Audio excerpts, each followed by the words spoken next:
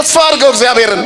ምን ብታጣ ብትጎሰቅል ረጅም ዘመን ተስፋ ተቆርጦ ያንተ ነገር ባዶ እንኳን ቢሆን የተቆረጠውን የሚቀጥል አምላክ የታመነ ነው። ኢሳይያስ 10:23 ላይ የሰራዊት ጌታ እግዚአብሔር በምድር ሁሉ መካከል ያለቀና የተቆረጠ ነገር እንደገና ይቀጥላል። እግዚአብሔር ይችላል፣ ስሙ የተመሰገነ ይሁን። ስለዚህ ለሚችለው ለእግዚአብሔር ራስን መስጠት መጠበቅ ነው። በጊዜው ያነሳቸዋል ነው አይደል ቅዱስ ጴጥሮስ ያለው። እግዚአብሔር ጊዜውን ጠብቆ ከፍ እንዲያደርጋችሁ በትሕትና ኑሩ ነው የሚለው። ከኃይለኛው ከእግዚአብሔር እጅ በታች ራሳችሁን አዋርዱ፣ እርሱ ስለ እናንተ ያስባል። የሚያስጨንቃችሁን እርሱ ላይ ጣሉት፣ ከዚያ በኋላ በአቅማችሁ ኑሩ ነው። ብዙ ፈተና ቢኖርም አምልኮተ እግዚአብሔርን አለመተው፣ ማመስገንን አለማቋረጥ፣ እየተማጸኑ ደጅ መጥናት ጥሩ ነው። ከዚያ በኋላ እግዚአብሔር ደጋግመው ቆይተው ደጅ የጠኑትን ይሰማል። መዝሙረኛውም ጸኒሐ ጸናዕክዎ ለእግዚአብሔር ሰምዐኒ ወተመይጠኒ፣ ቆይቼ ደጋግሜ እግዚአብሔርን ደጅ ጠናሁት፣ ጆሮን ወደ እኔ ያዘነበለ ይላል። መድኃኔዓለም ይስማን ሁላችንን። ስለዚህ እግዚአብሔር ፈትኖ ሲሰጥ የተሻለ ይሰጣል። ሁሌ እግዚአብሔር አዘግይቶ ሲሰጥ የተሻለ ይሰጣል። ግን መጠበቅ አለመቻል ደግሞ ያከስራል። ብዙ ሰዎች የእግዚአብሔርን ቀን መጠበቅ አቅቷቸው በአቋራጭ መንገድ ሄደው የከሰሩ ሰዎች አሉ። መንገድ የተበላሸባቸው ሰዎች አሉ። እግዚአብሔር በትክክለኛው መንገድ እስከሚመጣ ድረስ መጠበቅ አቅቷቸው የወጡ ሰዎች አሉ። ስለ 40 ገዳም የሚነገር ታሪክ አለ። 40ዎቹ ወታደሮች ማለት ነው 40 ቀን ለጾምና ለጸሎት ውሃ ውስጥ እስከ አንገታቸው ገቡ ይላል ታሪካቸው። 40 ቀን ሙሉ ሲጠብቁ ቆይተው 39ኛው ቀን ላይ ግን አንደኛው ሰው በጣም ሰውነቱ በረዶ ስለሰራበት ስላቃተው ትቶ አቋርጦ ወጣ። 41ኛው ቀን ላይ 40 አክሊል ከሰማይ ወረደ ይላል። 39ኙ ላይ አርፎ አንዱ ማረፊያ አጣ።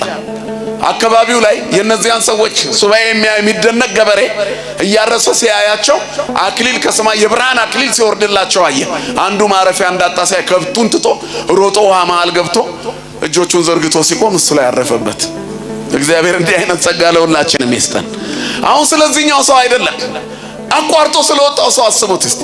ለፍቶ ደክሞ ስለተወው ሰው ብዙ ጊዜ እግዚአብሔር ጸጋ በራችን ላይ መጥቶ ገፍትረን የጣልን ሰዎች ብዙዎች ነን። አጉረምርመን የተውን ሰዎች ብዙዎች ነን። እምቢ ብለን ያጣን ሰዎች ብዙዎች ነን። ይቅርብን ብለን እግዚአብሔርን መጠበቅ፣ አቋራጭ መንገድ አለማየት፣ በሁሉም ነገር አለማጉረምረም፣ አለመነጫነጭ የበረከት ባለቤት ያደርጋል። ቀዝቅዟቸዋል። ከታች እርጥብ ነው፣ ቅዝቃዜው ኃይለኛ ነው፣ ብርድ ነው፣ አየሩ ምቹ አይደለም። ግን ተቀምጠናል። ማን ስላለ ከኛ ጋር? እንዲህ ነው ወንጌል። ይሄ ነው፣ ዋጋ ይከፈልበታል። ከዛ ይገኛል በረከት። ስጋችን ሊበርደው ይችላል፣ ነፍሳችን ግን ይሞቃታል። ሰውነታችን ሊንቀጠቀጥ ይችላል፣ ውስጣችን ግን ይሞቀዋል። ስለዚህ ከእግዚአብሔር የሚገኘው በረከት ዋጋ ይከፈልበታል። አሁንም በቤታችሁ የጎደለ ነገር ካለ እግዚአብሔር በጽናታችሁ ሊሰጣችሁ ነው እንጂ ንፉግ አባት የለንም። የኛ አባት ደግ ነው፣ አይሰስትም። የሚያልቅበት እኮ የሚሰስት ነው፣ የሚከለክለው የሚያልቅበት ነው፣ የሚሰስተው የሚጎድልበት ነው። እሱ ሁሉ ሙሉ ነው። ዓለም ሁሉ በእጁ ነው፣ ስሙ የተመሰገነ ይሁን። ስለዚህ ሁሉ በእጁ የሆነውን እግዚአብሔር በጽናት ጠይቁት። ትልቁ ነገር ይሄ ነው። እየጠየቁት ኖረዋል። ከዛ ፋይሉን ዘግተዋል፣ የጥያቄ ፋይላቸውን። እግዚአብሔር ግን አልረሳም። ጠይቀሽው አንቺ የረሳሽው ነገር አለ፣ እግዚአብሔር ግን ቀን ጠብቆ ይሰጥሻል። እግዚአብሔር የሚሰጠው መቀበል ለሚችሉ እጆች ነው። ሌላውን መንገድ እንዳትረሱት። የምንቀበልበት ቀን ሲደርስ ይሰጠናል። የፍላጎታችን ቀንና የአጠቃቀማችን ቀን ይለያያል። ማን ያውቃል? ሁሉን እግዚአብሔር ነው። ግን ቢዘገይም የሚቀድመው የለም። እሱ በጊዜው ይሰማል። እኛ ሰልችቶን ትተን የተውነውን ጠይቀን ወይ በዚህ አልሰማኝም ብለን የኖርንበትን ነገር እግዚአብሔር ይሰጠናል። አንድ አባት ጸሎታችሁን መዝግቡና ያዙት ይላሉ። እና የሆነ ቀን አጀንዳችሁን ከፍታችሁ ስታዩት የቆማችሁበት ቦታ የለመናችሁት እንደሆነ ይገባቸዋል። የለመኑትን የማይረሳ የሚባለው ለዚህ ነው። የለመኑትን የማይነሳ የነገሩትን የማይረሳ አባት ነው ያለን። ክብርና ምስጋና ለስሙ ይሁን። የሚገባንና የሚያስፈልገን ከሆነ ደግሞ እስክንጠይቀው አይጠብቅም፣ ዝም ብሎ ይሰጠናል። ዘእንበለ ንስአሎ ይውፍቶተነ ነው።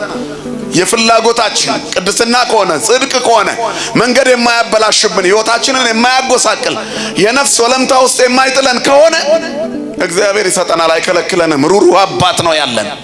ከኛ በላይ ለኛ የሚያስብልን፣ ከኛ በላይ ለኛ የሚቀርበን፣ ሳይፈጥረን የሚያውቀን፣ ከፈጠረን በኋላ እንዴት እንደሚያኖረን የሚያውቅ፣ የወደፊት ዕጣችንን የሚያጠና አባት ነው።